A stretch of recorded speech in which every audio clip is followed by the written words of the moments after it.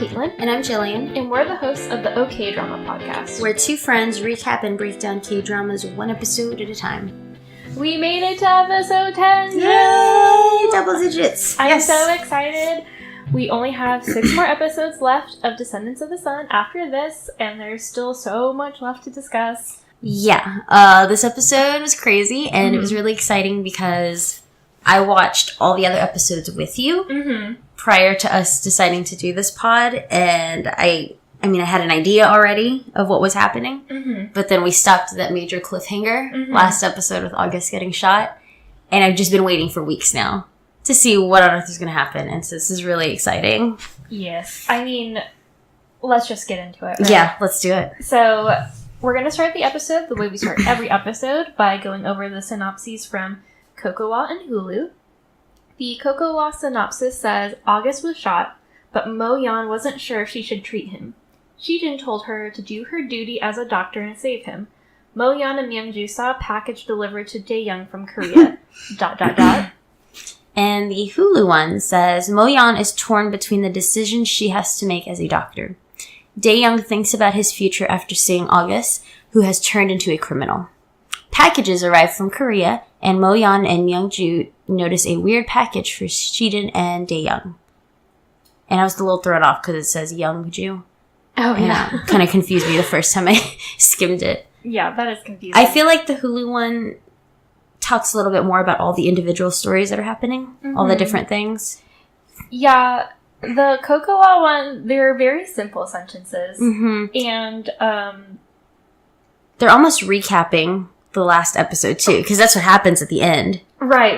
Like, the only thing that they throw in is, like, a package was delivered. Which is, like, a tiny bit of it. I know. A tiny bit of, like, comedic relief, almost, in this ep. None of them talk about Jin Young-soo, a.k.a. Richard. None of them talk about the girl. Illness. Or the girl. Yeah, both of them leave a lot out, but the package was a big deal for both of them. Yeah. For some reason.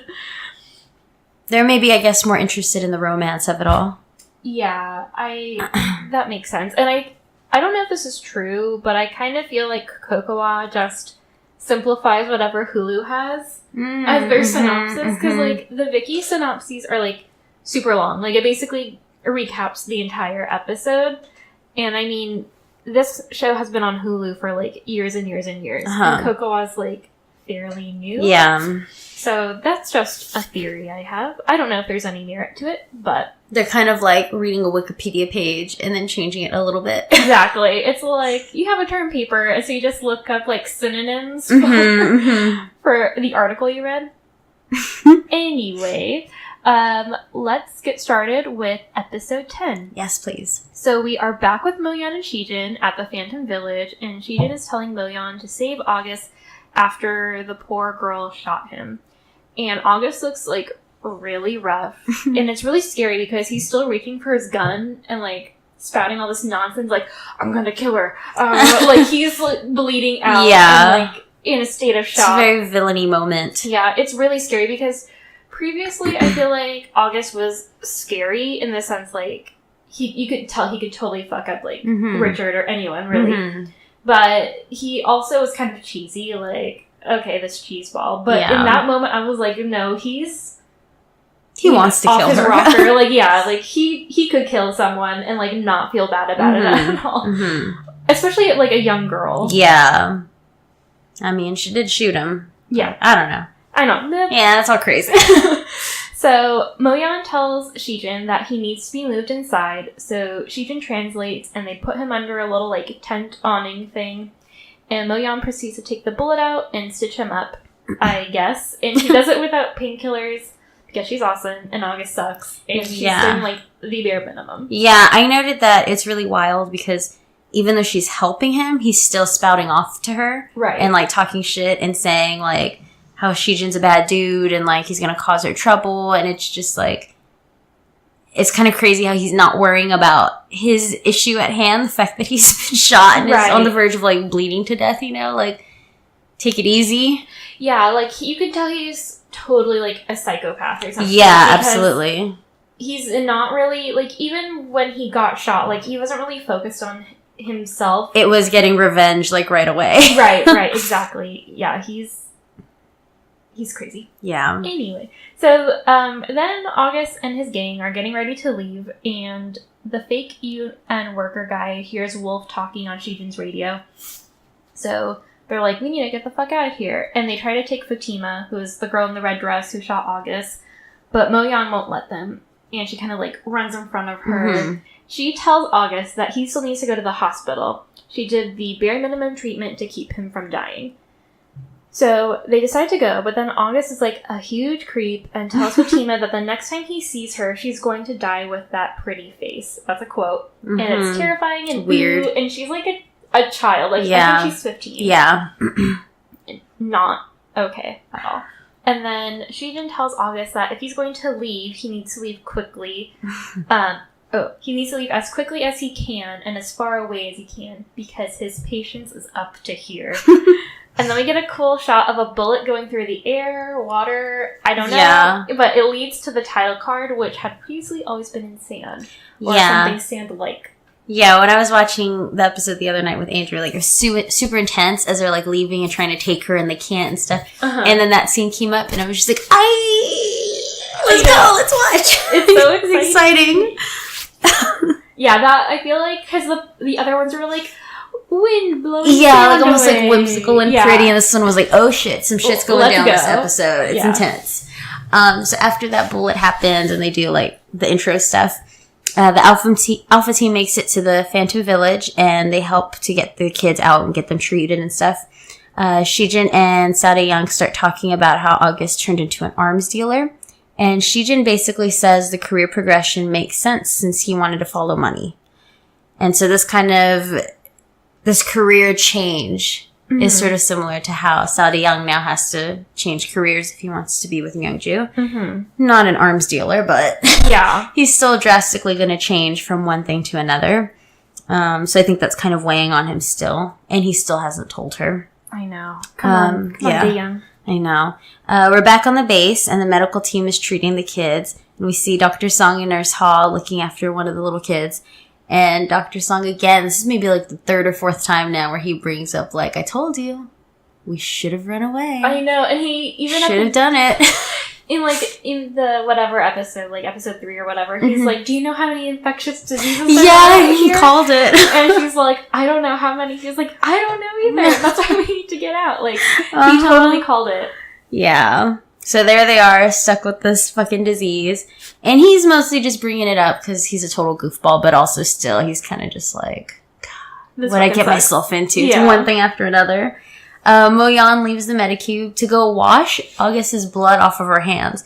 And I noted, side note, like, how long has that blood been on her hands?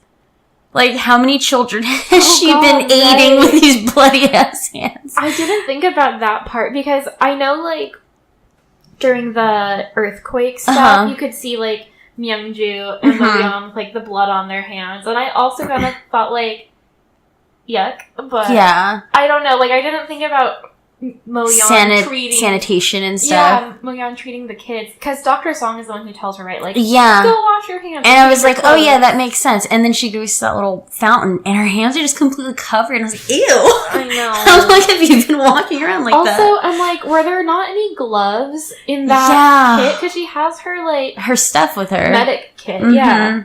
Whatever. She's able to, like, stitch him up and do what she needs to. But no gloves. No gloves. Yeah. Okay.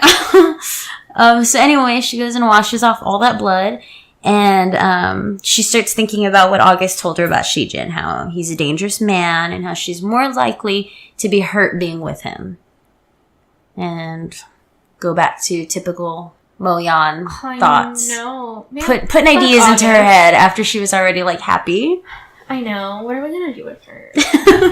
Okay, so then we cut to Nurse Choi running up to Mo-yeon and telling her that Fatima wants to leave the base. Mm-hmm. I know. Typical teenager. Mm-hmm. Not that I know any teenagers, but I guess. Anyway, so Fatima is in the dining hall area, and Mo-yeon serves her a plate of pastries, which, yum. I love a pastry. And then a glass of milk, which I said that's kind of my ideal meal, honestly. Pastries and milk. Yeah. So then Fatima, like, being kind of a brat, hits the glass of milk away. And side note, like, obviously she's traumatized, so she has every right to be a brat in this situation, but it's just kind of funny because it's like, fuck you, and she just knocks the glass of milk over. But then, very dramatic. Yes. And she's really pissed at Mo-yeon because she saved August. So she asks him why she saved August, and Mo-yeon replies that she saved Fatima from becoming a murderer. And Fatima's like, exasperated at this point. She's like, yeah, but you can't stop me from getting killed. Which, fair point. And I feel so bad. Like, in the prior scene, you don't really see how bad she has it because, like, I mean, you know that she's going to be, like, sold as a sex slave, which, obviously, that sucks. Yeah. Like, terrible. That's awful. And you see, like, their poor living conditions in the village, but just, like, hearing her say, like, you can't stop me from being killed, and, like, how hurt she looks, in that moment, you're like, oh, fuck. Like, I feel really bad. Like, it's one thing to just, like, hear people talking about other people, but then, like, to see her feel that way is really sad. So then Mo-yeon is, like, all calm and cool and collected, and she tells Fatima that the army is going to protect her so she won't die. But then Fatima incredulously is like, you want me to trust soldiers? Have you ever been in a war? Have you ever seen soldiers in a war? I didn't think so. Which this girl has, like, a lot of attitude, which I like. But she also sounds American. Yeah, and the acting is kind of funny with her. Uh-huh. And I don't know if that goes back to what you were saying, where, like, it's weird hearing people speak English on the show when you're so used to hearing Korean. But I don't know, like, it just sounded, like, really not super realistic. Right. I don't know. But also maybe because she's a kid. Yeah. I don't know. Like, I liked her attitude, but it's also... Anyway, her line reading was... Yeah, it was the line reading. Her body language was good. Yeah. So she's like, I didn't think so. And this is another moment in time where Mo-yeon, I think, has to face the fact that she hasn't been in a war, and, like, she can't really fully grasp what Shijin does. Yeah. Because I think the point Fatima is getting at that, like, soldiers, like, seem good, but when it comes to war, like, they will fucking do whatever. Whatever they need to. Yeah. And that sometimes leaves kids like her out to dry. So Mo-yeon says that Fatima can hate her or blame her all she wants, but she should eat before she runs away. She needs to pull herself together. Acting like a true mom. We cut back to the hospital in Korea, which is always exciting to see. It's not so dusty. And one of the doctors that was with them in Urich is telling that annoying younger doctor and Mo-yeon's best friend about the earthquake disaster site and how crazy it was and, like, all the chaos and everything that was happening. And he mentions how he and some of the other medical staff feel bad for leaving early while their people stayed behind. And then Dr. Chang, who's Lee Chi-hoon's fiance, comes up and is like, why didn't he come home? I know his name was on the list. Like, where the fuck is he? I feel What's so wrong? Bad for her. Yeah, and he's saying, like, Lee Chi-hoon gave up his seat for a patient who really needed to get medical treatment in Korea. But she just keeps pressing him, like, is he cheating on me? Is there someone else? Like, I haven't been able to talk to him. Was he acting weird? He's still not calling me. Where is he? And it's, oh God, it's so intense. Yeah, I said that if Alex did that to me, I would be a wreck. Like, I get nervous sometimes, like, not that Alex is cheating on me or anything, but I'm like, did you die? Like, why? Yeah. It's been a few hours and I haven't heard from you. Yeah, sometimes, like, when Andrew comes over here and I don't feel like coming over, I'm, like, sick or something, or I'm just like, I don't want to go out. And I'm like, just text me later, like, when you get there. And he's like, okay, if I remember. And I'm like, text me. Yeah. Please. And I usually, like, wait a while, and I'm like, should have been there by now. Hey. Oh, yeah, I forgot to text you. I know. Like, when Alex and I didn't live together, I would try to get a hold of him, and it would be, like, hours and hours. And he'd be like, oh, I was asleep. And I'm like, I get that anxiety thanks to my mom. Oh, yeah. Who's always, like, freaking out about everything. Like, she can't get a hold of me, and she's, like, asking Norby if he's talked to me, and, like, my brother, and I'm just like, I was just working on book stuff, like, I'm cool. Yeah. But because she, like, put that shit in my head, like, now I'm like, Andrew, please text me. When you get there, please. Let me know. Yeah, I'm just, like, naturally a paranoid person. But, like, I'm wondering how many days it's been since Ji-hoon has talked to her. Fuck ton of days. It must be, and he's in another country. I know. And they're engaged, and she's, like, maybe, days away from giving birth? Like... Yeah. I can't imagine the stress she's under. Like, the stress of having to prepare, like, baby shit, you know, before a kid comes, and, like, prepare herself mentally for that huge change. Like, and then she's still at work. Like, she's still being a doctor. It's crazy. I feel terrible for her. She's, like, an MVP. Trying to hold it together. So then they have an interesting cut from when Dr. Jang asks if he was acting weird to Dr. Song, talking about how Jin Young-soo was acting strange before he left. So it's like, he's weird. Was he weird? And then Dr. Song's like, he was acting really weird. Kind of like answering her question about a different person. So Nurse Ha reveals that Young-soo actually never got on the plane, even though he made such a big fuss about it. And Nurse Choi said she can't believe it. Then and Young-soo, for anyone who's confused, is Richard. Is Richard. Yeah, there are a lot of names. Yeah. Some of them sound kind of similar. A lot of different people. Yes, Richard. And he's the one who, like, was the diamond smuggler from past episodes. So Dr. Song then asks, like, I wonder if he sat in it. And they're like, who? And he says, my soul. And he does this, like, tongue pop. And I said that would make Alyssa Edwards proud. Hell yeah. And then he walks away all cool. Like, did you think that when you heard his tongue pop? He's just, like, kind of like a praise the Lord moment. Like, like, yes. I can't do it. That was kind of it. I'm not very good at it. Anyway, yeah. So then Nurse Choi acts all giddy, and she's like telling Nurse Ha that she likes the side of Dr. Song. That he's acting really cool. And then Nurse Ha has like this tone like she's gonna get after Nurse Choi, but then she's like, me too. So cute. Yeah, I really enjoyed that scene. And I feel like I was really happy that his soul got a seat on the plane after all. So good. I love the nurses and doctors when they hang out together. Their interactions, yeah. So then we see Myungju and Moyeon in the supply area talking about the spread of measles throughout the village and how Moyeon offers to go help vaccinate more kids tomorrow. Kind of like boring stuff. Yeah. Work. And then Myungju's like, no way, I'm going. Sergeant So is in charge of the mission tomorrow, so I'll be going. And then Moyeon kind of laughs and makes a comment about how in love Myungju is.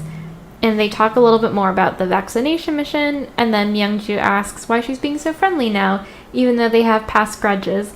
And then classic Moyeon replies that she just must be more of an honorable person than Myungju. And then she tells her to have a safe trip. And then she walks away. And Myungju is kind of like, the fuck? I know. She's so used to, like, these back and forth moments. And then she makes the comment to herself something like, this son-in-law thing isn't really working anymore. Oh, like, right. She's not intimidated. She's not falling for it anymore. So funny. I know. I love them together. I love this show. I love all the characters. I love these characters together. They're great. So then we cut to Myungju riding with Daeyoung, and she tells him she loves him, and she loves the view, and she loves being with him, etc. It's a really cute scene. Like they're really in their little army jeep, and the scenery is really nice again.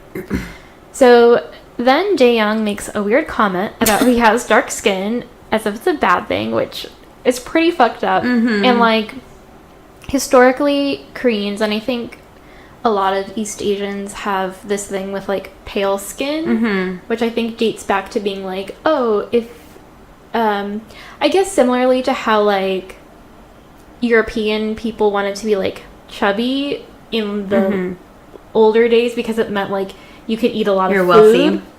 That's kind of what pale skin meant. It meant like, oh, you don't have to be like a laborer outside, so you can stay inside because you're rich and blah blah blah. So there's still kind of like weird things with dark skin. Also because I think, again, up until like recently where people are trying to be better, like they're kind of racist and they don't really like, you know, I guess, interracial yeah. marriage. So, like, all Koreans are light-skinned and blah, blah, blah. So yeah, in an episode of Natch Butte also, I forgot who the girl was that was on there being interviewed. But she also mentioned about older people being more interested in lighter skin. And, like, wanting to look lighter. And, like, trying to change their skin to become lighter and all that business. Yeah, it's kind of antiquated at this point. But I guess, like, the flip side is, like, a lot of people in America, and this is more, like, in the mid-2000s, like, a lot of people tanned themselves because, like, oh, being tan is, like, exotic, and you look healthy, and pale is gross. So it's kind of, like... It's always back and forth. Yeah, but anyway, it reads in 2018 as being kind of fucked up. Anyway, Myungju is, like, clearly super lovey towards Daeyoung, but he's still being pretty, like, stoic, and he's not really showing his feelings that much. And then he brings up the idea of him leaving the military. But he doesn't, like, straight up be like, what would happen if I left? It was just kind of a, what would you do if you left the military? What would I do? And he doesn't say that her dad is making him quit. He just thinks that it would be good for their relationship if he wasn't leaving all the time and he wasn't in dangerous situations. Which, I mean, is a pretty good cover. Yeah. Like, and I kind of wondered if he was using, like, Mo Yeon's excuses for not wanting to be with Shijin, like, kind of for that... For his reasons. Yeah, for his argument. But, anyway, so then Myungju says, no way, you're either wearing your uniform or nothing else. No one is touching a button on that uniform except for me. And I was like, okay, Myungju, like... She's not afraid to get it. So, in all seriousness, this is clearly going to be an issue moving forward. Yeah, I thought that whole scene was really interesting. Like, one, her, like, weird comments about him wearing the uniform or not wearing the uniform, and then him with dark skin, light skin, whatever. But also, like, the way it was shot, it made me feel a little uneasy because they're on their way to that Phantom Village, and I was like, no, like, what if somebody is, like, hiding or they're, like, waiting? Like, why is it just the two of them driving? It made me very nervous. And, like, the open Jeep thing. Yeah, like, in the car. Yeah. I was so scared that, like, there was going to be, like, a weird shooting match or something or, like, another fucking mine going off. Like, I was very worried because I love them so much. You're like, protect the young please, young at all costs. I was on Twitter recently, and it was just like people talking about K-dramas, and Descendants of the Sun came up, and a lot of people were like, I only kept watching for Daeyoung and Myungju. Yeah, like a lot of people didn't really like the Shijin and Moyeon storyline, which I kind of get because, like, as we've talked about, 2 episodes were like either do it or don't. Like, stop fucking breaking up. But I also love them. Like, I'll watch them anyway. Just as, like, humans. Yes. They're very pretty and amazing. They're beautiful. But yeah, I was like, that's interesting. Like, a lot of people apparently preferred the Daeyoung Myungju I think just the dynamic of the two of them. Yeah, they have a more compelling storyline. Yeah. But anyway, back to this ep. They end up getting to the Phantom Village safe and sound, which I was very happy about. But they realize that everyone's left. Everything's kind of just in disarray. And then it cuts to Shijin with Myungju's dad. And Myungju's dad is basically explaining that August was a U.S. military deserter turned arms dealer.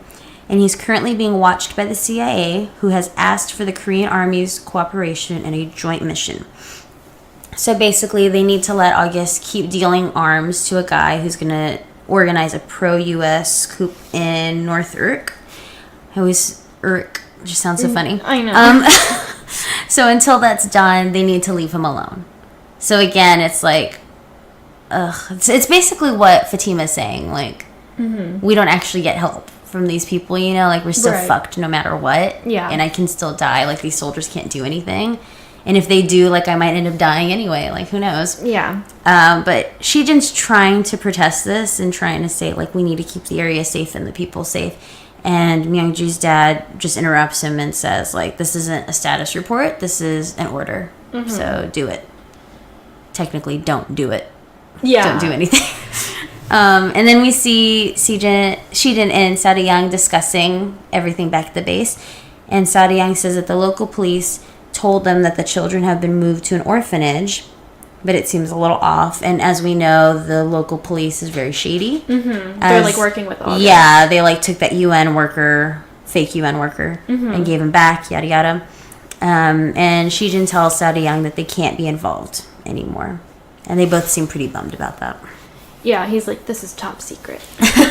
Yeah, I think Shijin and Saohyang are two really, really good soldiers who have, like, a heart. You know, like, they truly want to do the right thing. They truly want to help people. Unlike that one commander, whatever he is, that just wants to move up in the ranks. Right.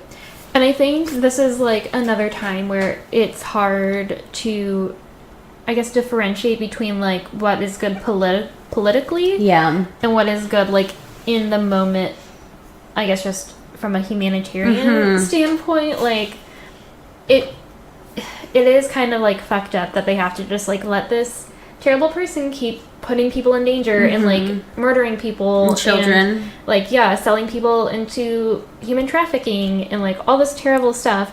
But it's like, well, our allies are telling us to do one thing, and they're letting him do this so they can have, like, a pro-military coup and take over another country. And it's like, this stuff is, like, so fucking, like, complicated. And it's like, do you know, save a few people, but, like, then let a whole country, like, be fucked? Or do you, I don't know, that stuff is so stressful to me, and I feel like I would have a really hard time being like, okay, I'll just do whatever you say. I don't know. I've realized in a lot of these episodes that I would have a hard time in making decisions and being, like, quick on my feet. Yeah. And knowing what to do and not breaking down and wanting to run away like Lee Chi-hoon and hide. I know. Just, like, go hide in the storage shed.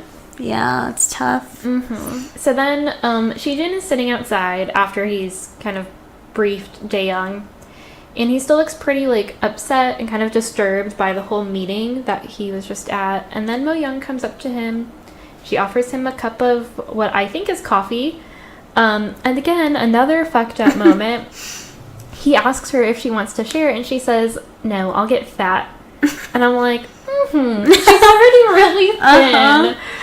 But, okay. Yeah, in that moment, too, I was like, what? Like, from a sip, a cup, you're gonna get fat? What? I know. And I'm like, you walk around a lot. Like, yeah, she's constantly running around. I don't know. We never see her eat. I know. Yeah, we've only seen her, like, order Subway. Did we even see her eat that? No, I don't think we saw her eat it. Yeah, again, like, not to speak on behalf of all Koreans, because I've, like, never even been there. But I think there is kind of a body image thing. And I think, like, a lot of Asian people are kind of, like, naturally on the slimmer side. But I'm like, God, what the fuck? Like, I don't know. That just rubbed me the wrong way. And again, like, I think even the Korean dramas that I've watched that are newer than this have been a little bit more, like, aware of things like that, and they're kind of I guess more politically correct, if you want to use that term. But I was like, what the, like, you can't say you're fat, or this would make you fat. Like, you just can't say stuff like that anymore, because it's offensive in a lot of different ways. But anyway, back to the episode. So she asks Shijin about the Phantom Village, and he kind of lies to her. It's like a half lie, half truth. And he tells her the government took care of them. So, because technically they did, but probably not. Yeah. That's that's like the story they're all going with, because he can't interfere anymore. And I guess also because it's top secret, like, you can't really go tell your girlfriend. Right. Again, I could not be in the military because I'm like She Smith. Alex, listen. I know. I could not be given anything top secret, because I would be like, okay, this stays between you and me. And then I would tell, like, my mom, and then I'd be like, this stays between you and me. And then my mom would tell my grandma, and then my grandma would post about it on Facebook. But yeah, man. This is, again, like, don't trust me with any important information that should not be leaked. So she looks happy, and she tells him that the kids were able to save on the first day, are doing well. Like, they saved them in time, so they're all kind of recovering from the measles.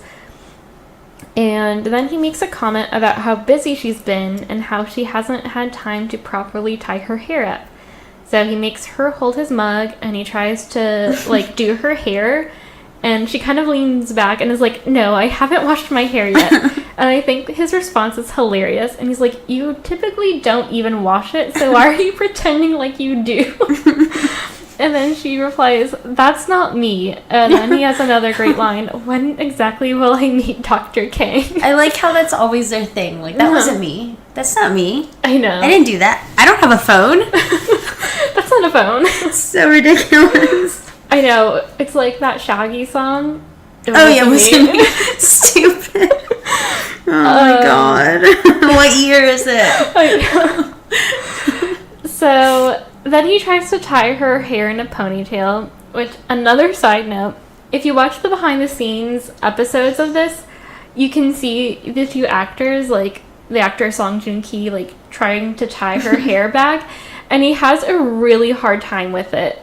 And it's, like, really cute, and it's funny, because he kind of keeps, like, pulling her hair. And to be fair, the angle is super awkward, because they're, like, face-to-face. Yeah. And he, like, puts his arms around her, almost as if he's giving her a hug, and then, like, is tying her hair in a ponytail. Which looks worse than how she started, but... Anyway. He tried. Yes, it's cute. So, then Mo-yeon says, I can do it myself. And then Shijin has another great line... And he says, usually dating is when things that, quote, I can do myself are done by the other person. It's a good one. Yeah. Good line. I know. And Mo-yeon replies that she'll do the same for him in the future. Which is so sweet. Yeah, this is when I like them. I know. When they're both just, like, chilling, having a good time. Being themselves. Where they're not worried about, like... other humans. Wars or earthquakes or... Yeah.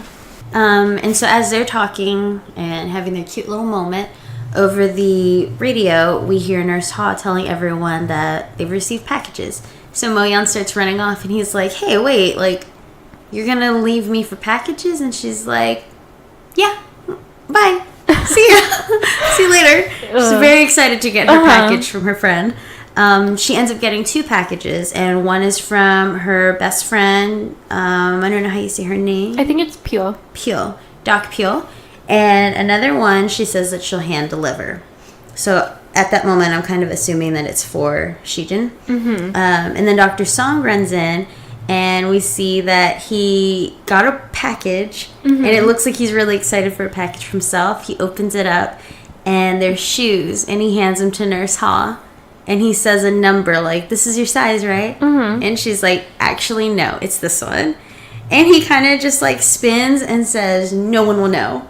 And then he kind of runs out, and she acts kind of, like, really tough and just like, what the fuck? But then you see her looking at them and kind of picking them up. Like, that's really sweet. That's such a sweet gesture. I know. He's such a good guy. And, like, give him a chance. Date him. I know, he's a doctor. Like, he's a doctor. He's sweet. He's fucking funny. He obviously likes you. Totally in love with her. Do it. Come on. Do it, Nurse Ha. I'm sure we could just look this up and find out, but I'll wait. Yeah. No spoilies.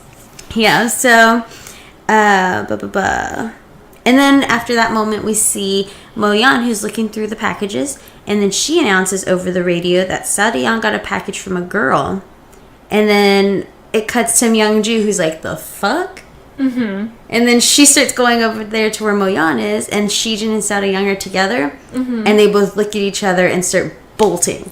Like, everyone recognizes this name. Because she says, like, the name over the radio. Yeah. Like, oh, you got a package from... I didn't write down the name. Yeah, I don't know the name. Blah, blah, and blah. it had, like, little hearts all over the package, and it said, like, Oppa this, Oppa that. Yeah, like, 2, like, Seo-yeon, Oppa, like, heart, and, like... It was real cutesy. Yeah. It was really fucking cutesy. Yeah, like, Mo-yeon thought it was from his little sister. Yeah, and so she's kind of shaking the package, trying to hear what it is, being all nosy. Myung-ju gets there first, and she rips open the package, and Mo-yeon is like, is it from his younger sister? And Myung-ju is like, he's an only child. She looks fucking pissed. I know. And then Mo-yeon is just trying to calm her down and just like, okay, everything's fine. And then Myung-ju finds a card, and inside of that card is a picture of a girl in Saodayoung and Shijin with another girl, and they're both flight attendants. And then Mo-yeon is just like, what the fuck? Yeah. And then she looks at Myung-ju and she's like, First Lieutenant Yu, bring your gun. She's so really funny. God. And at that moment, the boys come running in, just trying to act cool, but also like, we need that package, and realize it's been opened already, so mystery is all gone. And they're basically just saying like, it's a misunderstanding, like nothing. This is nothing. It's nothing. Yeah, I think Saodayoung is like, it's my cousin or something. Yeah, that's his excuse. And Mo-yeon tells Shijin that it's his best smile in that picture. And he says, no, I'm just funny looking. No, I'm not smiling. You just look weird. And then Saodayoung again says it's his younger sister. And Mo-yeon then wonders why, if it's just from his younger cousin, they both ran over as a set. Good question. She's got him. And Myung-ju theorizes that it's because they played together as a set.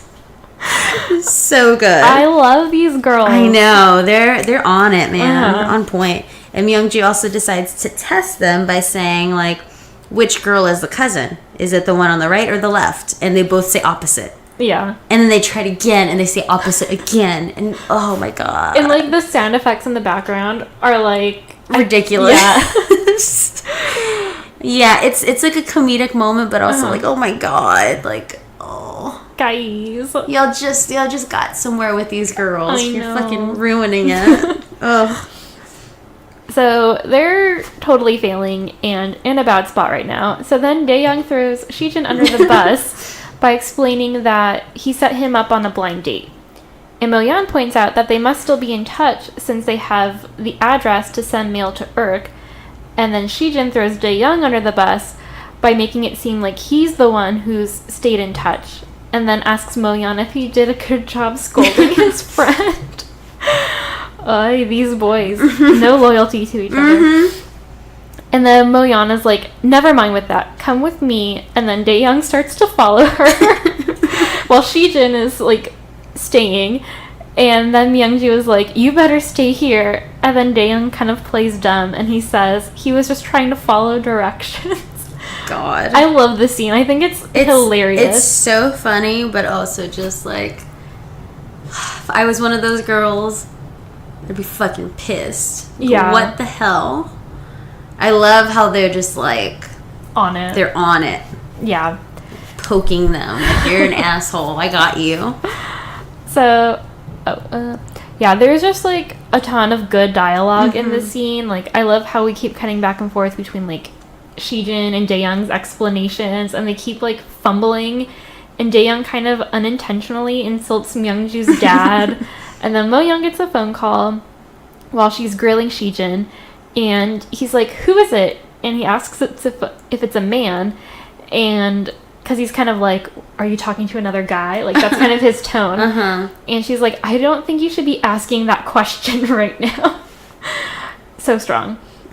But I love his response, because he says, quote, if it's a woman, I'll buy her a meal. If it's a man, I'll buy him a drink. I owe them my life. God. And then her response is, it's the chairman. And then she walks away all grumpy. And, like, he thinks it's kind of cute because... he's got that smile. And I think he even repeats it. He's like, it's the chairman. Like, kind of talking like her. But, yeah, I thought it was really cute and funny. So, it's not the chairman. It's actually her best friend, Dr. Pyo. And they are talking about her dating Shijin and how Mo-yeon hasn't had the chance to open her present yet. And then poor Dr. Jang, which is again Chi-hoon's fiance, gets on the phone and she asks if Chi-hoon is actually dead because she still hasn't heard from him. And this would totally be me. I'd be like, Guys, what the fuck? Are y'all just not telling me because I'm pregnant? I know. Did he actually get crushed? I feel so bad for her. So Moyana's like, what the fuck? Like, he still hasn't talked to you? And she tells Dr. Jang that he's probably doing rounds right now, but she'll look into it. And then we cut to Ji-hoon tending to Kang Min-jae, who is still being a dick. And he refuses to be treated by Ji-hoon.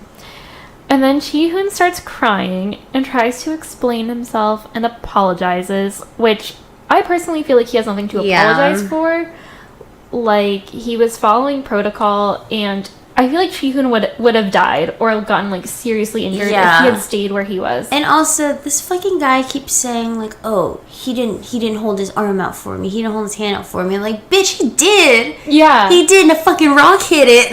Exactly. And, like, he would not have been able to pull him out. No, absolutely like, there was no way Ji-hoon was getting that guy out on strength alone. Mm-mm. They're both really skinny dudes. Like, Ji-hoon, he tried. He did try. Like, it's not like he was like, oh, there's a person. Bye. Like, deuces. He could have just not said anything also when he left. True. When he was, like, super traumatic and couldn't even hear. Yeah. But he's kept saying, like, there's a person in there. Exactly, because he would have... If he was, like, so ashamed of not being able to save him, he could have been, like, gone really dark and been like, I'll just let him die. Just not say anything. Yeah.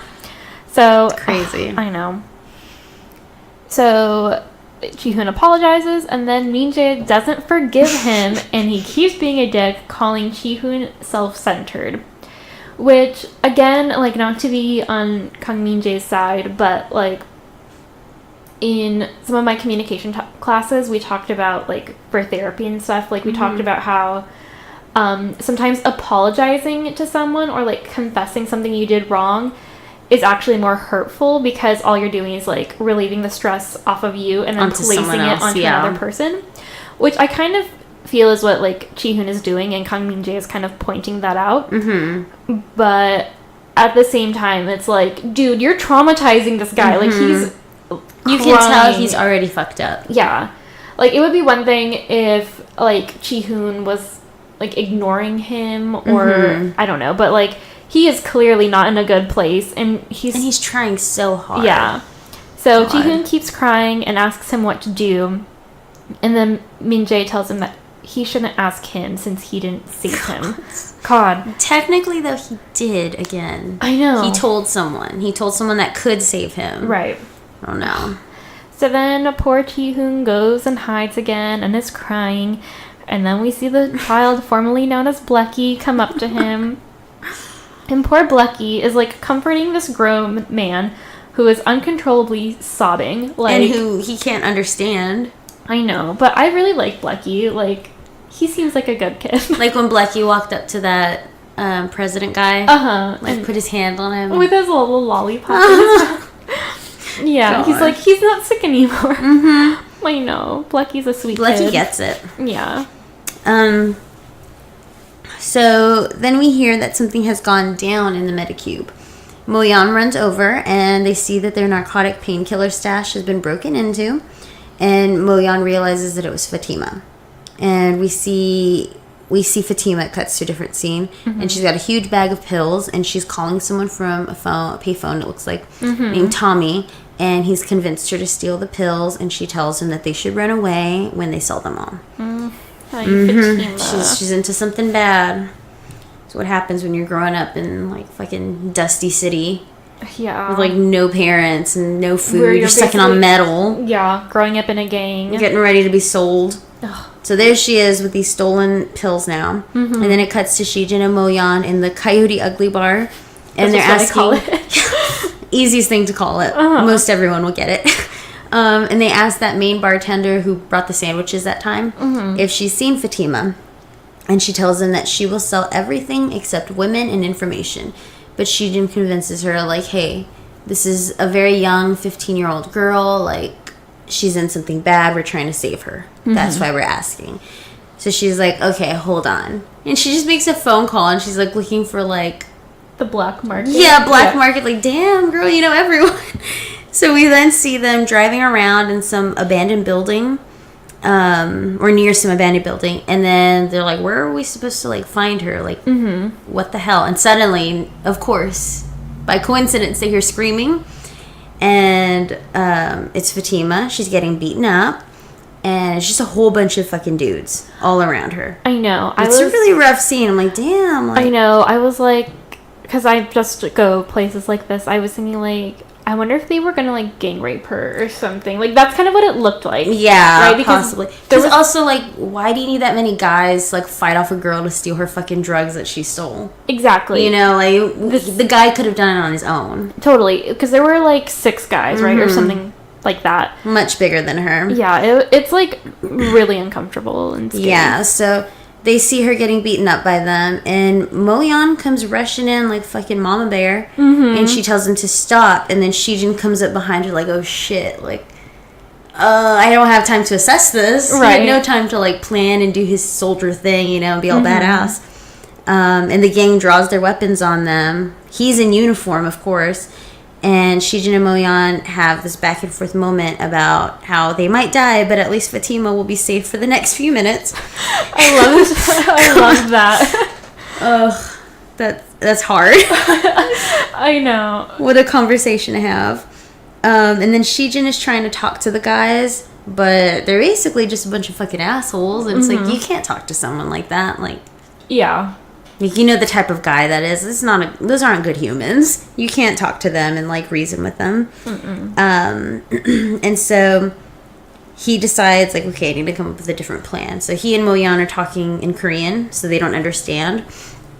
And so he's basically telling her, like, when this all happens, you're going to run out of here and get the car, and I'm going to, like, fight them off and stuff. And so that's basically what happens. He turns into his badass soldier mode, and he's fighting them all off. He's stealing their guns, putting his down because he says, like, I would use my gun, but I don't want to file paperwork, and I have to do a lot if I do that. So I'm just going to take yours. Shijin hates reports. That's so funny. And so he's just fighting them all off one by one by one. And during this scene, I couldn't help but, like, laugh because I'm like, why the fuck do these guys keep running up to him when they have guns? Like, right. They're running up so close to where he can just grab the gun and knock them out and stuff instead of, like, fucking hiding behind a pillar and shooting at him. I know. It's really funny. But I think that's another one of those things where, like, kind of maybe realistically, like, these guys also look like teenagers, like Fatima's age, and they're like in a gang and they don't know what they're doing and they shouldn't be. They're like guns. Richard. Yes, exactly. Like they're not like hardened criminals, not yet. And so, like, they don't know what they're fucking doing with guns. Like, these kids, I want better for these kids. I want better lives for them. Yeah. But, yeah, that Tommy guy is a fucking dick. Like, he's the worst for beating up Fatima and convincing her to sell or steal pills. Yeah. So at this point, he's basically almost fought them all off. He and Fatima try to run away, but they're coming back with more guns, and this time they have, like, fucking machine guns, too. Yeah, I was like, I don't know where they came from. Do they have, like, a little crate? I guess. They had a little PUBG loot crate. Yeah. And so, he's trying to figure out what the two of them should do, and suddenly Moyeon is waiting outside because he told her, like, if I'm not here in 5 minutes, go ahead and leave. And she's like, it's been 5 minutes. Where the fuck is he? What's happening? And she's like, I can't do this. And suddenly she comes busting in with the fucking car. Almost hits the guys because there's, like, a paper or, like, a fabric or something over her windshield. So she almost hits the guys. They get all freaked out. She reverses and almost runs over Shijin. And then they get in the car and escape. And it's this, like, big, like, crazy scene of just, like, chaos. It's so good. Yeah, like, Shijin, like, kind of pops out behind, like, the thing. See where she's at? Yeah, the thing he was hiding behind to be like, okay, like, trying to take charge of the situation. Then she, like, reverses super fast. So funny. So, on the car ride back, Moyeon is, like, super giddy and probably high on adrenaline from, like, the whole fight scene. And she keeps saying how she took out the enemy, and Shijin's like, yeah, you almost took me out too. And I thought his line, quote, with calculations like that, how did you make it through medical school, was super funny because she's like, I had it all planned. Like, it was all calculated. It's fine. And he's like, sure, Jan. Like, yeah. Okay. And then the car breaks down, and Shijin makes another comment about how this is car number 3 that she's ruined in her short time in Urk. And she's like, what happened? And he's like, I don't know, you probably just, like, fucking ran it through a building. That's what happened? Yeah, like, she was super hard on it. Oh, and yeah, and then you said, like, how she's gonna owe Dr. Daniel so much money. Yeah. Dr. Daniel, all his poor cars. I know. So then we cut back to Daeyoung, who's looking pretty depressed while the other soldiers are looking for mines. And he's just kind of like, I guess, being a manager of them. Just, he's not really working. He's just like in the truck. Overseeing. Yeah. And he's kind of daydreaming and thinks about the ultimatum that Myungju's dad gave him. So then Myungju walks up to him and she's being like all flirty and kind of bossy. And she tells him that she's not there to make up, but she wants to have contact with him. So she puts sunblock on his face. And it's kind of like, sensual might be a strong word, but like, it's romantic. Yeah. And he replies, the kids are watching, which is cute. And then she brings up the flight attendants and they talk a little bit more, blah, blah, blah, like all of like the shit that just happened between the package and whatever. And they almost kiss, and it's really beautiful. And then Shijin has to ruin it by calling over the radio that they need help because they're stuck on the side of the road. Thanks a lot, Shijin. I know. And then Taeyoung is like super annoyed. He's like, why are you always on the road? And Shijin's like, tell me about it. So Shijin... Blame Mo-yeon too. I know, right? So Shijin finishes his radio call, and he basically is like, just send anyone, like, we need help. And he goes up to Mo-yeon, who is trying to lecture Fatima, but she's kind of having a hard time because Fatima doesn't speak Korean. So, Fatima still has a bit of an attitude, but she looks like pretty guilty now. And Mo-yeon tells her that now she has to do what she says. She has to go to school, and Mo-yeon will pay for the tuition. And Fatima kind of has these, like, one-liners back to her. And then Mo-yeon replies to her in Korean, like, kind of giving her sass back. And after the exchange, between Fatima and Mo-yeon, Shijin is, like, really proud of Mo-yeon. And he goes to pat her on the head. But then classic Mo-yeon says, I didn't wash my hair today. And I love that this is now a running joke on the show. Too good. Like, she's obviously a beautiful woman, but it's like, I don't wash my hair. But I really liked the scene between Mo-yeon and Fatima because, like, you know, in the beginning of the show, or, like, in episodes 2 through whatever, like, 2 through 6, I don't know. Numbers don't matter. But anyway, Mo-yeon was like, I didn't become a doctor to help people. Like, I became a doctor for money and because I was, like, good at school. But, like, these scenes kind of illustrate, like, how much Mo-yeon actually does care about people. And I like seeing her care. And I also kind of like seeing her sass back like a teenager. Because she kind of acts that way too sometimes. So, I don't know. I really liked that scene. So, then they go back to the base. And Mo-yeon is sitting in the dining area under the fan so her hair will dry because she finally washed it. And Shijin goes up to her and starts teasing her about her hair. And then he starts being all flirty, talking about how sleeping is such a waste of time at night, and suggests they eat ramen. Which brings us to our Say What. What you say? Well, I'm just asking. Say what? Come on. Ooh, say what? So Mo-yeon looks kind of shocked at the proposal of eating ramen together, and asks if it's a 19+ gesture. So this is because you want to get ramen is kind of the equivalent of Netflix and chill. Or like, you want to come up for coffee. It's basically like, you want to fuck, but like, not. Saying it but not saying it. Yeah, and so this is kind of a, I guess, popular like trope, I suppose, or just like thing across K-dramas. And like, in Secretary Kim, or What's Wrong with Secretary Kim, they had, like, this whole bit about how these two people didn't know what you want to come up for ramen means. And so they kept telling everyone, like, oh yeah, like, we got ramen together, like, he came to my house for ramen. And so, like, people think they slept together and stuff, but, like, it was literally just ramen. So anyway, so back to Shijin, and he is laughing at her, and he tells her no, he actually meant ramen, and he pulls ramen out of his like how he kind of taps his pant leg, and you hear, like, the ramen crinkling. Yeah. And I'm like, that is the correct use for cargo pants. Like, stick a bunch of snacks in there. Yep, a bunch of ramen. So, so he has Kim Ki-bum on standby to make the ramen, because he's like, hey, is the ramen ready? He was like, I got you. So, they start talking about the car and all of Mo-yeon's debts, blah, blah, blah.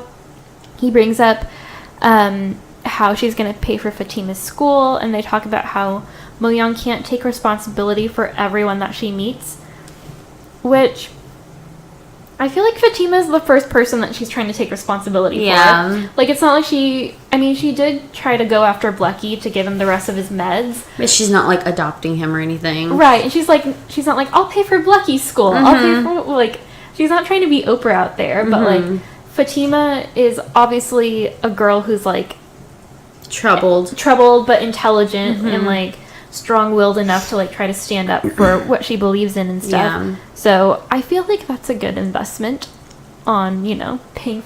If you had to pick someone, pick her. She's not sucking on metal. So, Mo-yeon says that she does her best to make people's lives better, the only way she knows how. And Shijin tells her he's fallen for her, so she doesn't need to keep impressing him. And, like, super cute. They are making, like, eyes at each other. And then Kim Ki-bum comes with the ramen. Real fast. Yeah. And they're, like, super excited. And then the power goes out. And Shijin says they should do it Special Forces style. And then they start eating their ramen with the night vision goggles on. And it's really cute. Yeah. And I think Mo-yeon maybe even fills out that helmet more than Shijin. She maybe just has a bigger head than him. Yeah, he just must have a tiny head. Yeah, he looks like he has a very small, delicate, like, narrow. Yeah, it's very skinny. Yeah, but they're having a great little cute dining hall date. It is really cute. And then it goes from that beautiful cutesy scene to Jin Young-soo, aka Richard, who's having a hard time shitting out all those diamonds. And we talked about how this was going to be an issue last episode. Yeah, and like why didn't you put it in a balloon or a condom, Richard? He didn't think that far ahead. I know, like, you cannot just swallow raw diamonds. Ugh. Like, what the fuck? Yeah, I didn't like this scene. I thought it was so funny, but so just like, oh my god, it's like a scene from a John Waters movie or something. Right, and like you literally see him like just shitting. In, like, the juxtaposition of, like, seeing Mo-yeon and Shijin, two gorgeous people, like, having a cute little date. And then, eating ramen. And then you see, like, Jin Young-soo, like, literally squatting over a newspaper. So and, like, howling and crying, tears. Ugh. So he's struggling to poop out all these diamonds. And then somebody's at the door and he's, like, trying to hold back tears and all his pain. And it's somebody with a passport. He hands him money. And the passport is so stupid. Like, comically, ridiculously fake. It's so bad. Yeah, it's, like, almost offensive bad. It's so terrible. Like, that fucking mustache alone. Like, what in the world, dude? Like, it looks like a 99-cent store, like, fake mustache. It looks so bad. And then it goes from him getting this fucking fake passport and passing these diamonds to him having to swallow them again. Yeah. And then he's just talking about, like, how bad they smell. I know. And it's like, oh my god, I hate this. I hate this. I know. So I honestly forgot that this was part of the show. Like, I remember him having to poop out diamonds, but I don't remember him swallowing them again. And I'm like, dude. You didn't learn the first time? I know. And I was thinking, like, okay, so maybe the first time he just had to swallow them because he was kind of, like, in a hurry. Mm-hmm. But you're, like, at your apartment now. Find something. Yes. Yeah, it's so gross. It's so fucking disgusting. So he goes ahead, he swallows them all again, and he goes ahead and gets in his costume. And I think costume's a really good word here because not disguise. Yes, it's not a disguise. It's a costume. No, yeah, it looks like a fucking cheap ass Party City costume. Yes, it looks so. I guess he's trying to look like Arabic. Yeah, I don't know which. He's got like the headdress on. Yeah, but it almost looks like a Hispanic-esque mustache. Yeah, it's almost like a handlebar mustache. Yeah, it's really bad. I don't understand it at all. I don't know who or what he's trying to be, but obviously everyone else sees right through this bullshit, and he gets arrested at the airport for fraudulent identity. And this gets back to the base, and Shijin's explaining to Sadayang that this guy was arrested by the local government, which, again, as we know, isn't a good sign because the local government is corrupt as shit. And then Kang Min-jae comes in. He's kind of walking by, and he's got his little IV bag. He's just kind of chilling, and he's like, "Oh, is it because of diamonds?" Like, yeah, diamonds. And they're just like, "What?" I know. Also, you're eavesdropping. Yeah, like he's listening to these two important soldiers having this conversation, and he's just like, "Oh, by the way, yeah, diamonds?" With the little IV bag on his head, like super chill. And when Kang Min-jae's not being a dick to Lee Chi-hoon, he's like actually really funny. Yeah, like this is so annoying. I guess I'll just die. Yeah, and then he's telling them like Richard would manage all the materials trucks personally, like that's what he would do, and he would always act super suspicious, and like sometimes I even saw blood on him, which he only saw one time at least that's what we saw, but like he looked so shocked when he saw it, like it appeared to be the first time he ever saw it. He's kind of like being extra. Like sometimes I saw him with blood. So they're kind of just like, this is really interesting, diamonds are now involved in this. And then Shijin and Sadayang want to take care of the situation, so they don't have a lot of paperwork in the future. So they want to do this the best way they can, in and out, do what they got to do. Yeah, so then we see Jin Young-soo being held hostage by August and his gang, and he's all tied up, and he's basically almost naked at this point, right? Like, yeah, he's like in his boxers. Yeah, and they're looking for the diamonds, and so they've presumably gone through like all of his personal belongings and like all of his clothes. And so August is like, you know what place we haven't checked? And they're like about to open up his stomach, and then the Alpha team comes in, and they're all badass, and they're like all in black, and they rescue Jin Young-soo. And then Shijin pulls down his like little face cover, and him and August like have an intense stare off, and they kind of like exchange some words about like, or do they talk? I think they say a little bit of something. I don't remember what it was. Again, exactly. It's just kind of being kind of bro-y, like better watch yourself kind of a thing. Watch your back, dude. So then we get back to the Medicube, and Jin Young-soo is looking super rough. But the thing is that Jin Young-soo, it's like the boy who cried wolf. Like, he kept complaining about all these, like, fake illnesses. So now that he's, like, actually sick, like, people don't believe him. But Shijin is interrogating Jin Young-soo about how many diamonds he has and if they belong to August. And then Mo Young comes in and shows him an x-ray of diamonds in his gut. And you can just see them, like, all perfectly. And she says something, I think he's a little too old to be swallowing things like this. Oh, right. To be swallowing rocks. Yeah, she says rocks. She's so funny. So, Jin Young-soo keeps groaning and looking terrible, like we said, and Shijin thinks he's faking. But then he coughs up blood, which, yikes. So Mo Yeon's like, he probably has internal bleeding due to those diamonds. That's what I was thinking would happen, like swallowing those things whole. I'm like, I think it's pretty impressive that he made it out okay, like, one time. The first time around, you're gonna fucking risk it again. God. Jesus Christ. So they get into surgery, and Myungju is Mo Yeon's second in command because Dr. Song is sick. And so they start. And then we get another fucking rowdy blood spurt. When I was watching this with Andrew, it was like, I'm waiting for the blood. I'm waiting for the blood. Ah, there it is. You called it? Yeah, I was like, I know it's going to happen. Where's that blood? And I asked Andrew, like, did you see that thing I tagged Kaitlin in of that surgery where that blood is spattering? They said it was Mo-Young. God. So ugly. I know. Why all the blood spurts? And it's always in the faces. I know. Always. God. Exactly Super what happens hardcore. Here. Yeah. Like, think of, like, the projectile. Like, Yeah. how strong the force of that blood is to, like, shoot up from him laying down on the table to, like, their faces. Where is it coming from? Like, what did they just snip? It's just like... I know. Then Myungju was like, oops. Like... What are y'all doing? Yeah, and so, like I said, Myungju's like, sorry, and then Mo-Yeon's like, no, it's not your fault. There's, like, a bunch of fucking mucus and enlarged lymph nodes. So, like, Myungju was actually doing, following protocol, I suppose, but, like, since Richard's, like, super fucked up, like, she caused this blood spurt. So she kind of puts all of these symptoms together and she realizes that he probably has a viral hemorrhagic fever. And she's like, we gotta put this place on lockdown.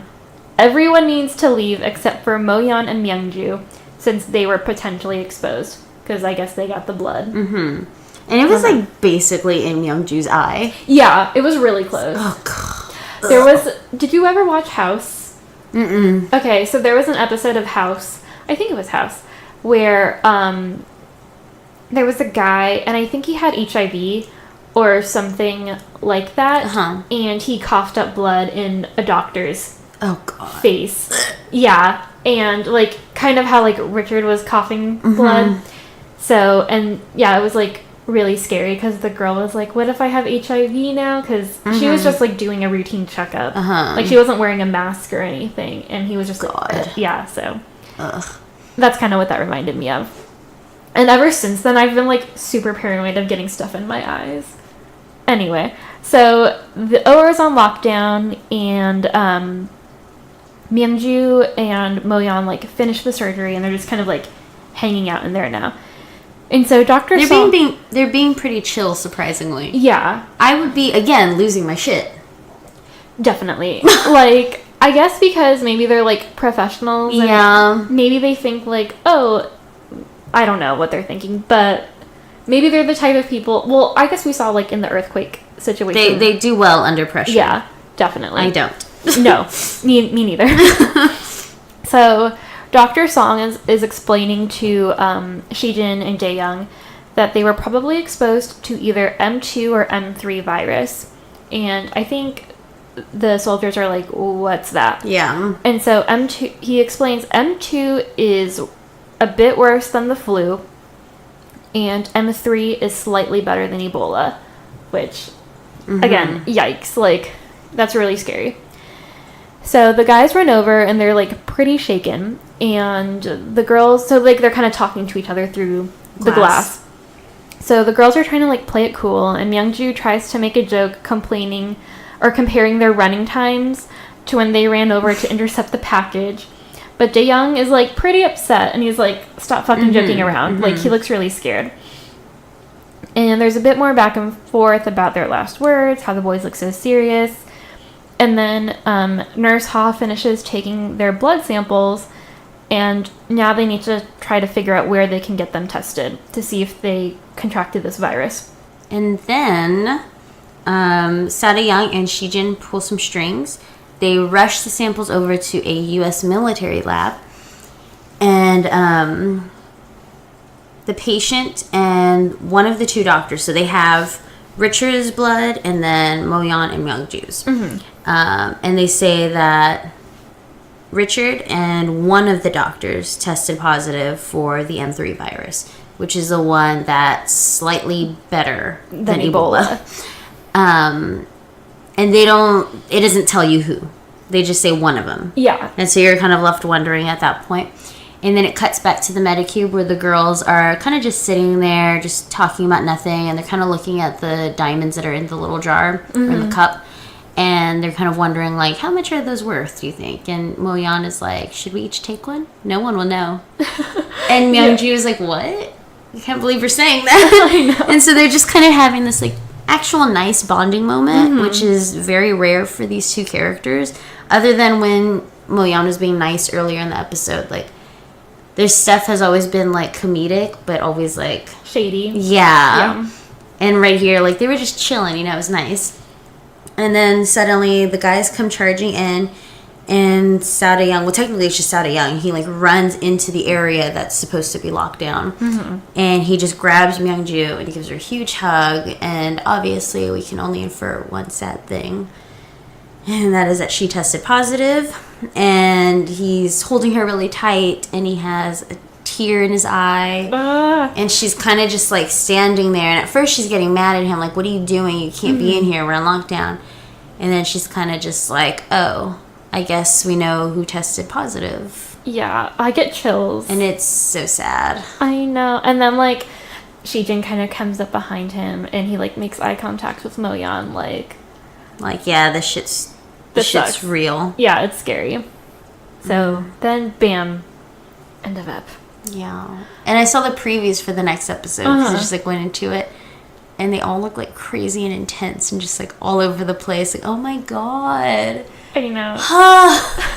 This is too fucking much. Yeah, I just need to get to that next episode. I think this is another one where I was like, I don't care how late it is. I'm going to keep watching. I'll be sleepy tomorrow. I don't care. Yeah. I think this is such an interesting turn for the show. Yeah, from what we've been seeing. Because, shit just keeps happening. Yeah. And, like, it's pretty big shit too. It's not like a misunderstanding or like it's an argument. It's like she might die. He might die. Like, I don't know. Super. This intense. girl might die again. I know. Drugs are stolen. I know. Richard. Shitty diamonds. Blecky. Lee Ji-hoon. Oh God, so much There's so happening. much going on. I know. I don't even know, like, what to expect in the next episode. I mean, she tested positive. Yeah, all I can say is that Myungju has a real tough time. Yeah, I saw in the previews that it's pretty bad. But I don't know, like, what all happens, obviously. Yeah, I like that the show goes there. Like, they don't try to make it look Pretty nice. And, yeah. Obviously, that actress is, like, beautiful, but yeah, it's a rough go. So, I didn't really have any fashion moments I for didn't this either. episode. No, I did have an I love you moment, though. I love you. I love you. I will always love you. I love you. Yes, what's your I love you moment? I have two. One is, like, an I love you moment, and then one is, like, I love you / like, just super sweet. My I love you moment is obviously that final scene where he Yes. runs in and just, like, grabs her really hard. Just, watching that, it's like, oh, fuck. It's so, like, beautiful, but so heartbreaking at the same time. And then my, like, sweet I love you moment is when Dr. Song gives Nurse Ha those shoes. Yeah, I love that moment. It's so cute. I really liked when I guess it's not a specific moment, but I feel like this is a really good Shijin and Moyeon episode. Yeah. Like, For their relationship. yeah, definitely. And none of their moments gave me, like, the chills or, like, oh, this is so awesome, like, kiss. But I think just, like, seeing them be on the same side and not mad at each other. Yeah. And, like, seeing her be proud of, or seeing him be proud of her while she's, like, dealing with Fatima. And, like, being proud of her while she's working on August and stuff. Like, I really liked those moments in this episode. It was nice to not see them fight and argue over every little thing. Yeah, but that last scene with Myungju and Daeyoung, like, gives me the chills. And even just hearing you, like, recap it, I was like, oh, it's kind of a really big bummer. But it's also like a beautiful moment Yeah. in the show. Yeah, like, I don't even know what that means. Like, can you survive that? Is that possible? I mean, I don't people know. survive Ebola, so... Yeah, I guess, like, she's got some pretty good doctors around her. Mm-hmm. Yeah, she has Moyeon. Uh-huh. Moyeon's an ace. She's But like- also, I feel like shit's gonna happen because August is still alive. Should have fucking let him die. Should have just let Richard die, too.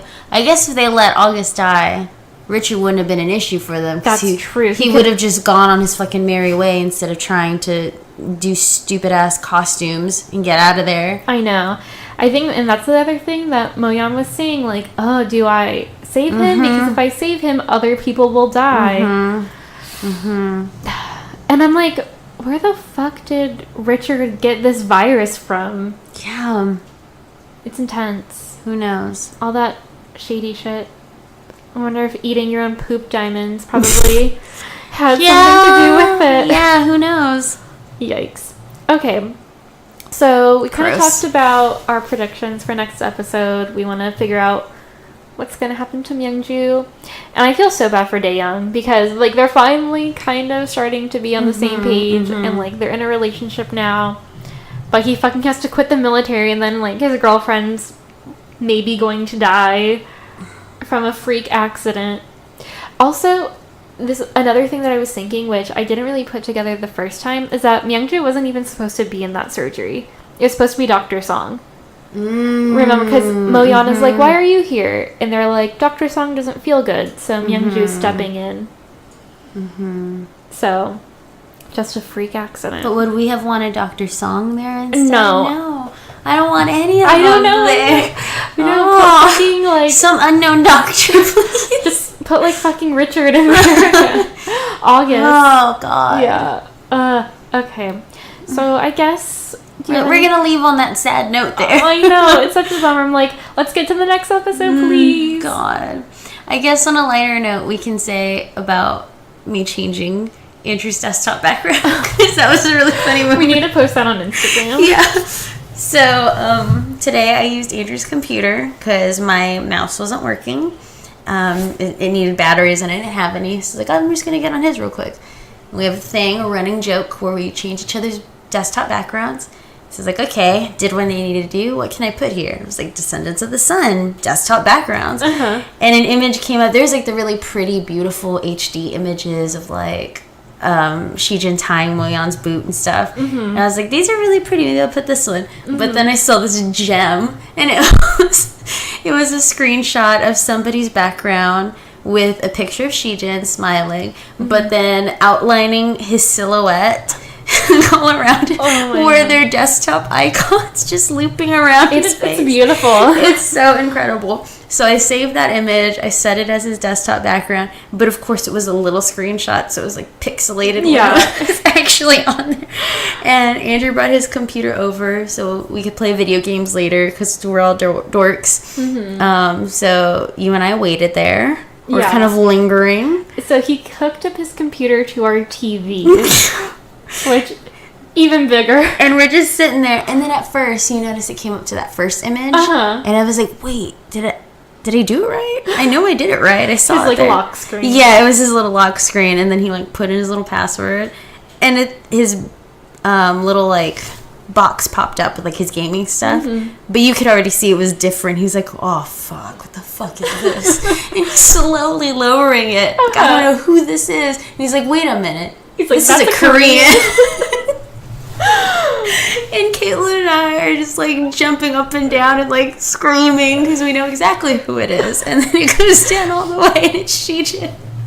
Yeah, Jill texted me this probably like around 3 o'clock today. And Andrew and I worked together. And so I was like, I had to hold it in for like 2 hours of work. And then I had to hold it in all the time you were here. And I was like so excited when I saw Andrew bring his computer. I was like, but it was just so hilarious because we have like, I don't know how big our TV is, like It's big. 55 inches maybe, something like that. And so just to see this like huge like blown up screen of Shijin, and it's like super pixelated. Yeah, I'll find that image and I'll post it to Yeah, the Instagram. It's so good. I feel like this was probably from I guess, well, this came out in 2016, so it must have been from around that time, because those icons look old. Yeah. I don't know. And there's like an Internet Explorer one. Like, who uses Internet Explorer anymore? So funny. Too good. Okay, yeah, that's a much better note to leave on, because I was like, I feel like we can't end up being sad. Yeah, that was too sad. Yeah, okay. So, so to see all these fun images that we talked about, go ahead and follow us on Instagram. It's at OK Drama Podcast. Follow us on Twitter. We talk about Korean dramas and other fun stuff there. That is at OK Drama Pod. We're also on Facebook, again, OK Drama Podcast. And then you can email us any suggestions, corrections, thoughts, feelings, anything like that to okdramapodcast@gmail.com. Anything else? I think that's it. All right. So until next Monday, bye.